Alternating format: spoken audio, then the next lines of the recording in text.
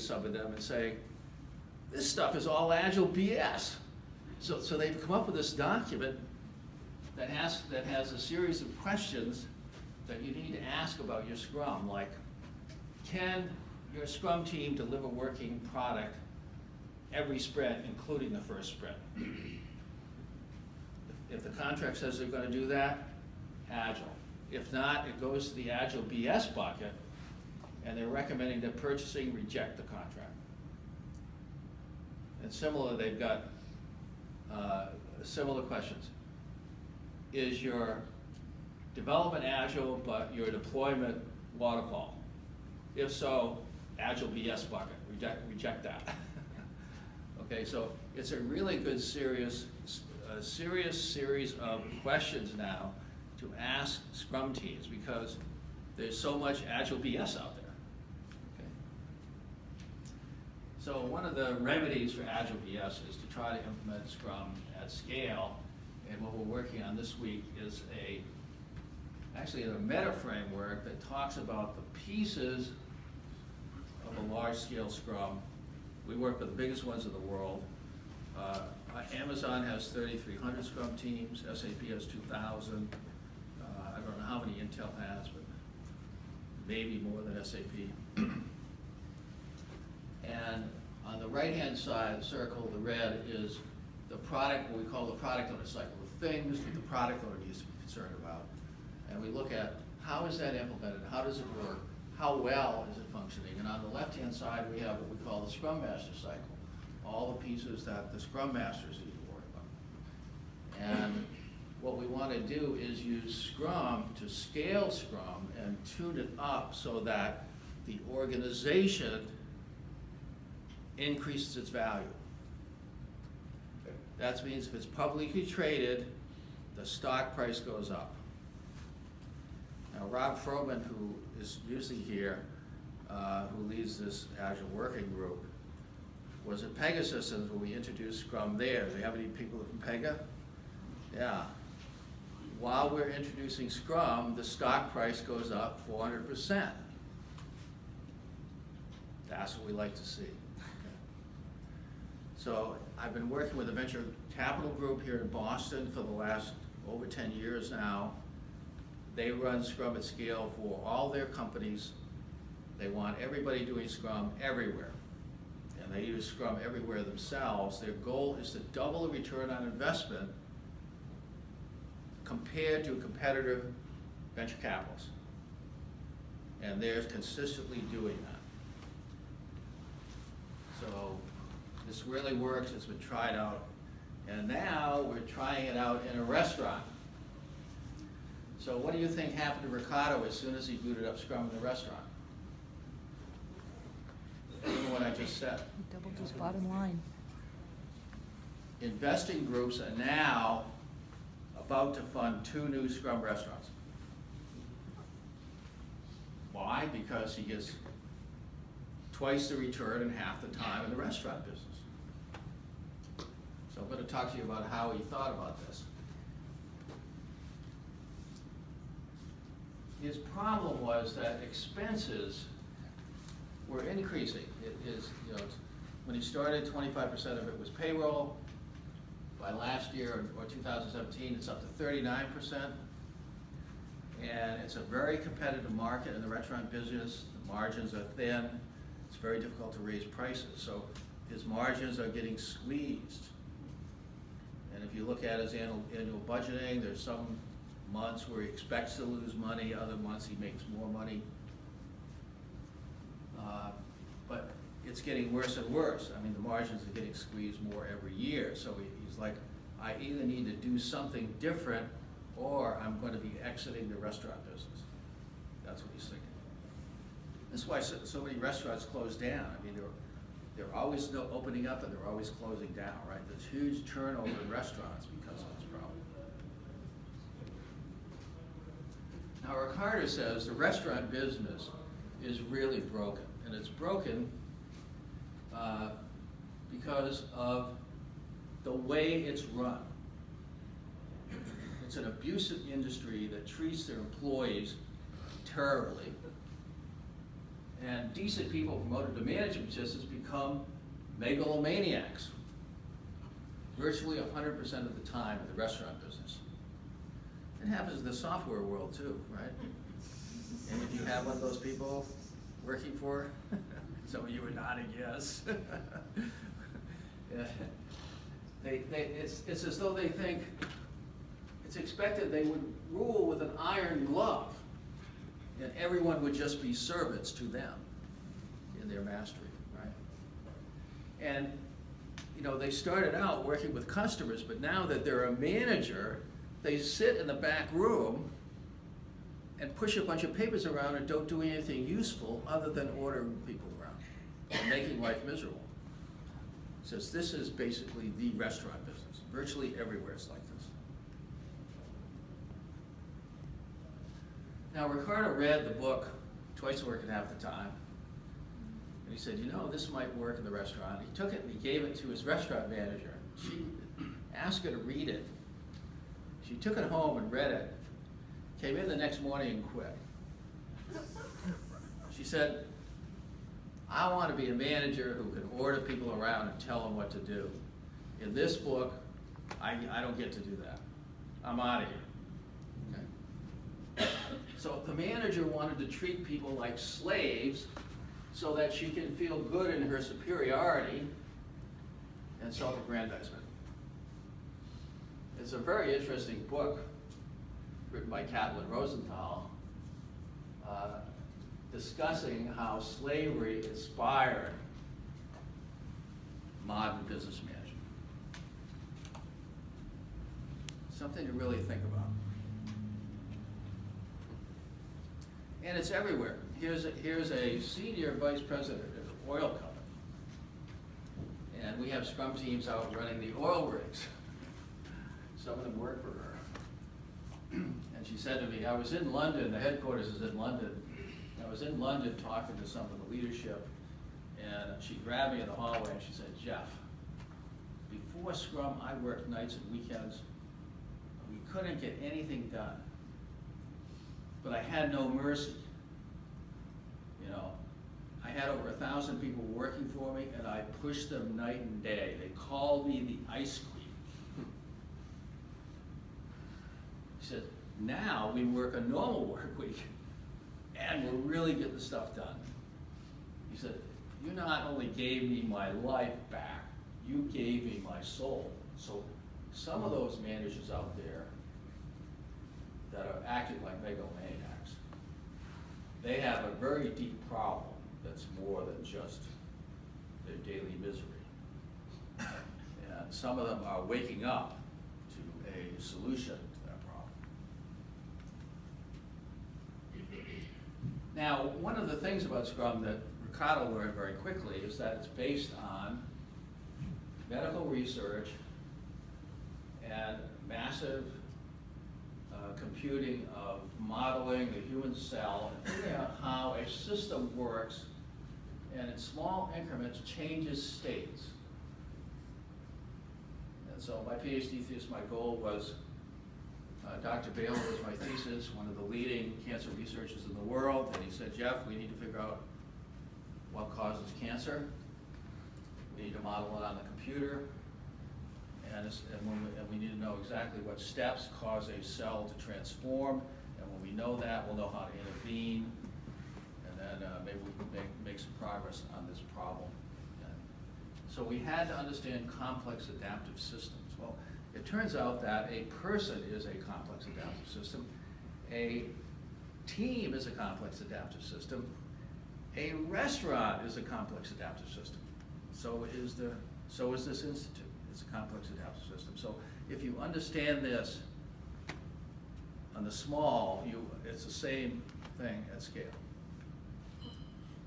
So what we want to do, both on the technical side, but also on the organizational side, is we want to look at how can we make a small intervention into a system such that that intervention ripples through the system and pushes the system towards a new capability.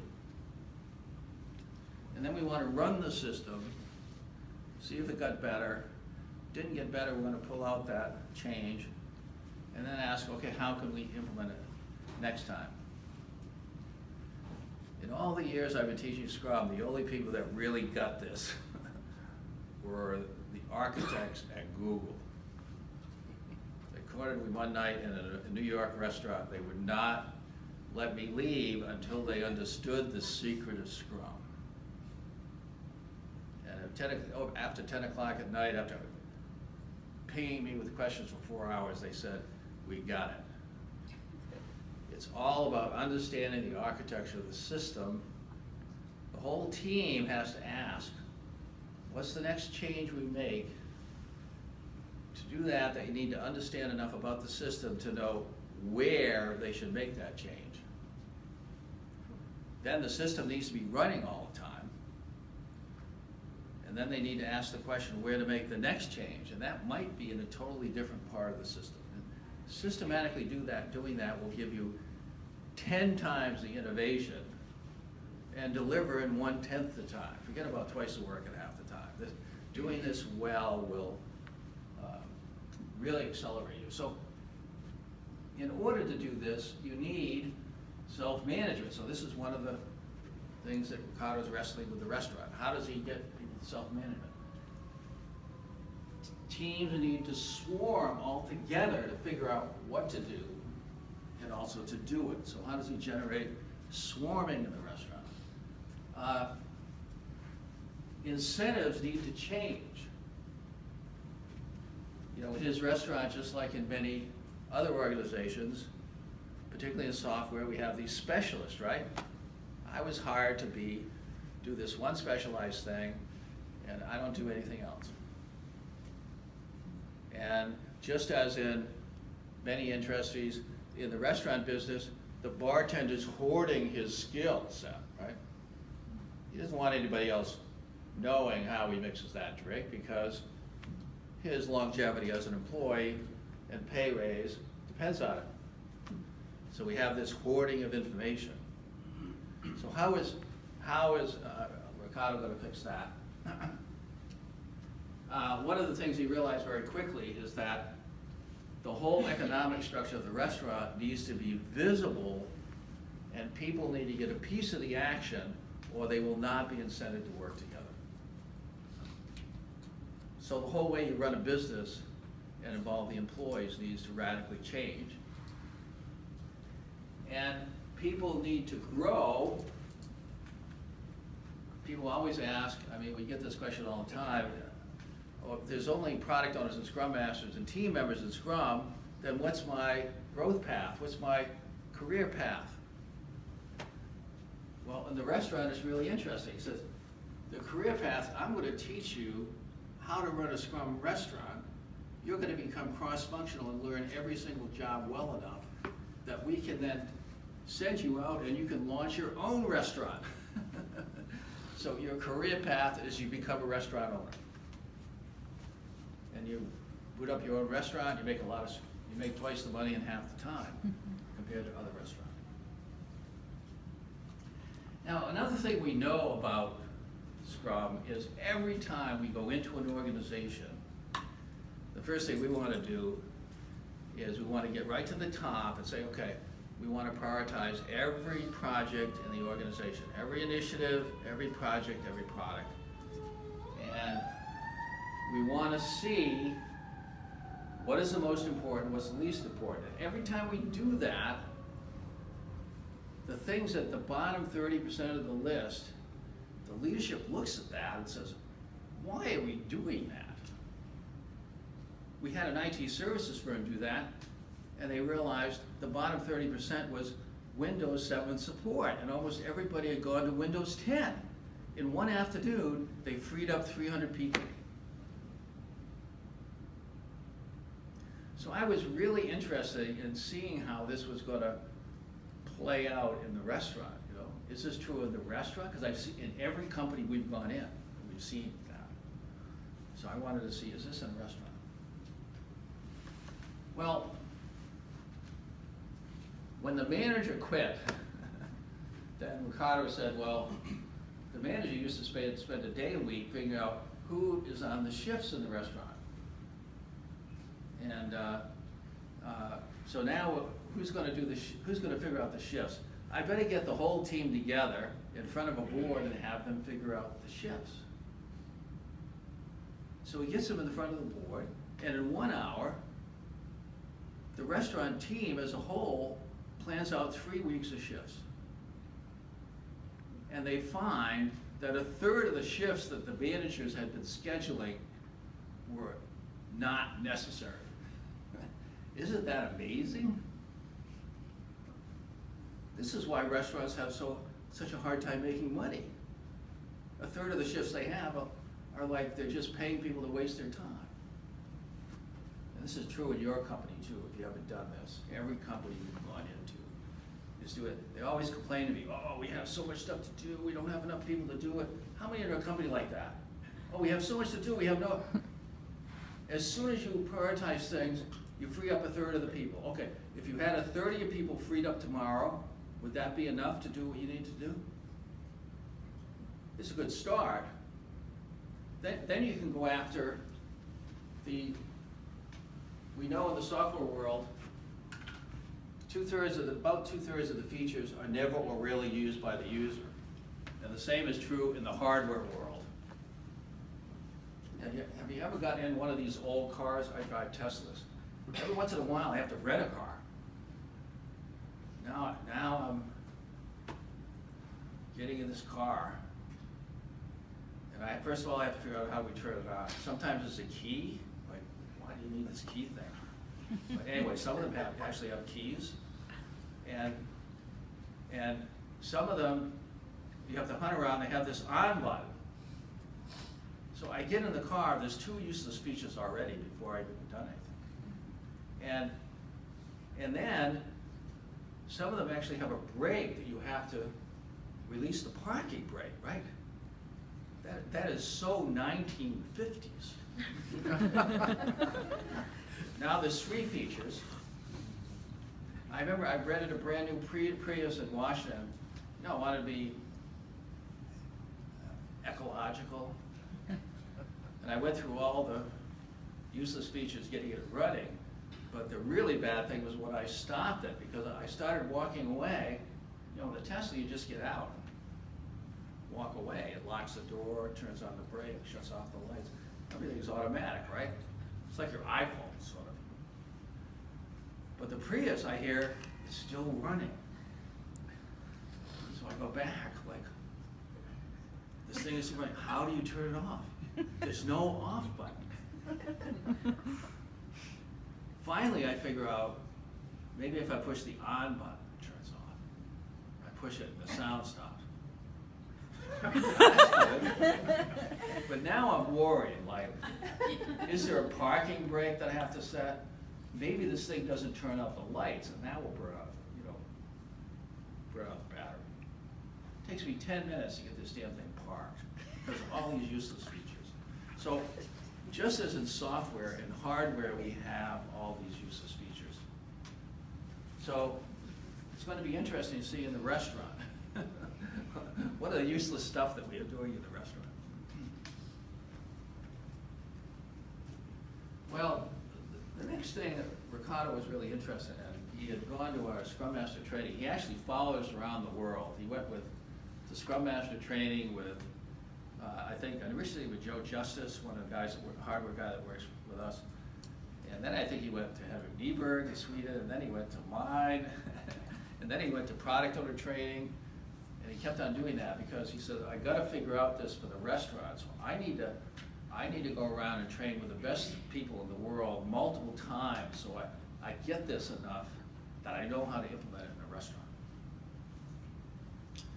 And one of the things he picked up was swarming is really important. People collaborating to get stuff done. And so he was trying to figure out how to do that. He read General McChrystal's book, Team of Teams. General McChrystal was brought into Iraq when we were losing the war. And he said, we can't have these command and control environments. We can't even have teams that are specialized. We need to have cross-functional teams that are led by a team of teams that if a piece of intelligence is picked up, a strike can be completed in less than 45 minutes. So once he was able to do that, there was 6,000 people on the team. Once he was able to do that, the terrorist incidents immediately dropped to 0. Okay, so Riccardo's reading about this team of teams. How do I set up my restaurant as a team of teams? He also in Scrum, he knew from Scrum training why so many Scrum teams suck. Okay? What percent of Scrum teams in the world suck?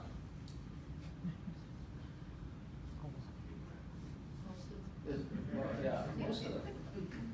There's really good data from the Standish Group on 50,000 project sets, each of which has 8 to 25 projects, and it shows that over 50% of the Agile projects are late, over budget, with unhappy customers.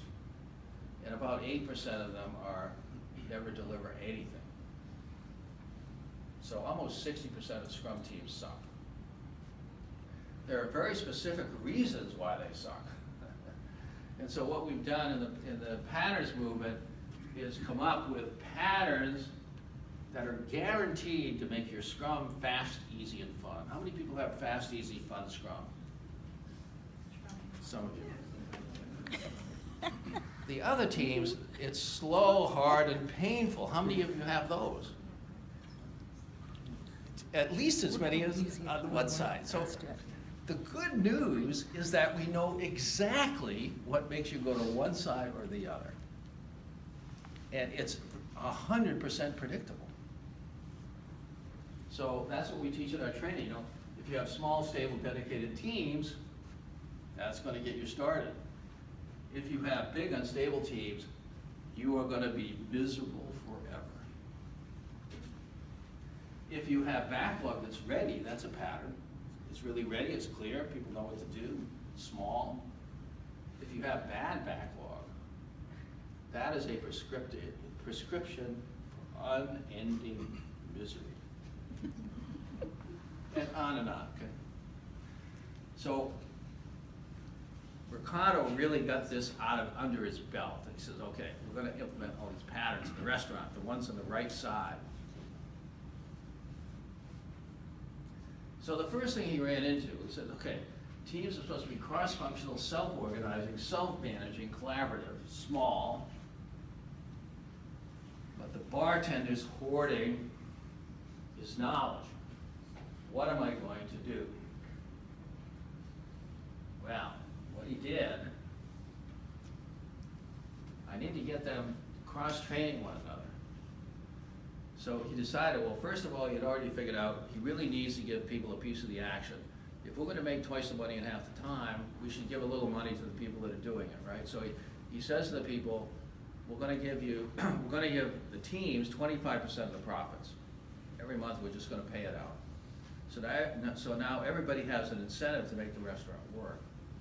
But he said, not only that, we're going to give you unlimited vacation. The only condition is that if you go on vacation, somebody has to be able to cover your job. What do you think the bartender did? He started training everybody. So he could take a day off whenever he wanted. Some of these things are so simple. Somebody was talking about the Massachusetts government here before we started the meeting. We trained a few hundred people in IT, and they were complaining that these guys are all specialists. And I said, well, show me your job descriptions. And every job description said, this person is a highly specialized person in this one and only one area. And I said, what if we gave everybody an extra $100 a month if they could work in a second area? If we could do that, how long would it take to have cross-functional people? They said, tomorrow morning at 9 o'clock, everyone would be cross-functional. I said, well, you only got 300 IT people, $100 a month, that's like $30,000 a month. And your budget for those 300 people is like millions of dollars a month. That $30,000 is like rounding error in the accounting system. You see how easy it is to solve these things? Many of the things we talk about can be fixed tomorrow. It's just people need to think out of the box and think differently. Not only, it's so surprising how once you understand how easy and how inexpensive it is to fix it. So that's what we did. Now the bartender's training the waitresses so we can go on vacation. So we had to think about a lot about agile management. Here's a slide actually from the government. Even the US government is trying to go agile. You know, we need a whole different way of thinking about hiring. We need to hire people for adaptability, innovation, speed, people who can work on teams. I remember when Patient Keeper, a local company, was a startup. No, not Patient Keeper, but individual, a local company was a startup and went public in 1995. And they had huge amounts of money. I had been the founder of the company, but I had gone and worked in another company. They pulled me back in to implement Scrum. So I went to HR and I said, I need to hire people that can work on teams. And they said, well, they said, no, right now we're hiring people, the smartest people we can, and assuming that you put them in a cube and you slide food under the wall. But we could just as easily hire, you know, it's hard to hire those people, but it would be just as easy to hire a smart person that could actually work with a team as one that could sit in a cube and not talk to anybody. So that was easy, but it is a completely different hiring policy. The second thing I did is I said, we need to hire people that can actually put code, working production code in the build on the day that they show up for work. I said to HR, we need to implement a code by 5 problem. Someone comes in at 8 o'clock in the morning, the first day, 5 o'clock, they have production code ready. It turns out to be just as easy to hire people that can do that as it is to hire people that can't do it. But you just make different decisions in the hiring process. It's really interesting. So Riccardo had to think this. One of his first challenges on the recruitment and HR side was two of his employees were graduate students that were, you know, going back to school. They left, and a couple of other people went on to another restaurant.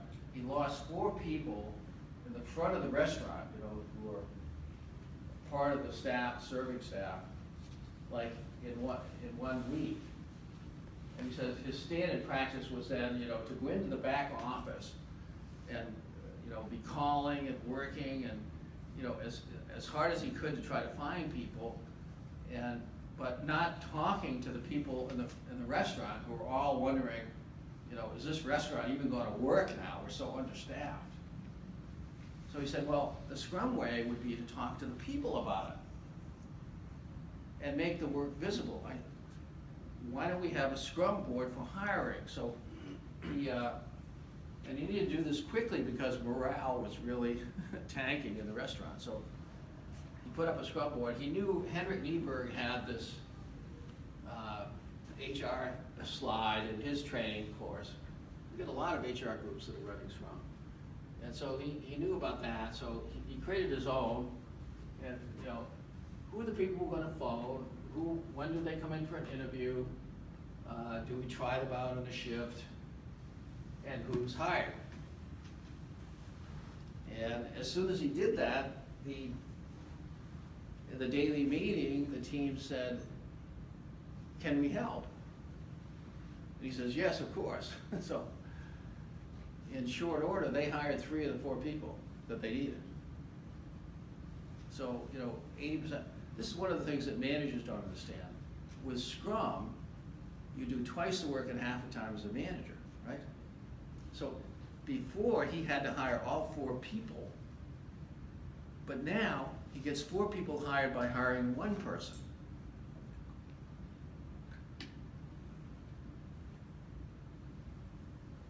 So now, instead of spending all his time hiring, he only has to spend 20% of the time hiring, and only then for like half the time that he would have. You see how that works? Do we have managers in here? Every manager should want Scrum as fast as possible. If implemented well, it can make you unbelievably productive and look like a hero in the company. That's what a lot of managers don't get. They're just worried about, will I have a job if the Scrum teams are doing Scrum? The other thing they saw is defects really quickly. They saw some people, they figured out really quickly that some people were just not responding to their offer because the way they were framing the salaries in the job descriptions was not giving the right impression. So by making that all visible and having everybody see that, they were quickly identifying the defects in the process and also accelerating getting to done, right? See, people think that, we talk to people in all these other domains, they think they're different than software. It's the same, right? In software, don't we find the defects faster?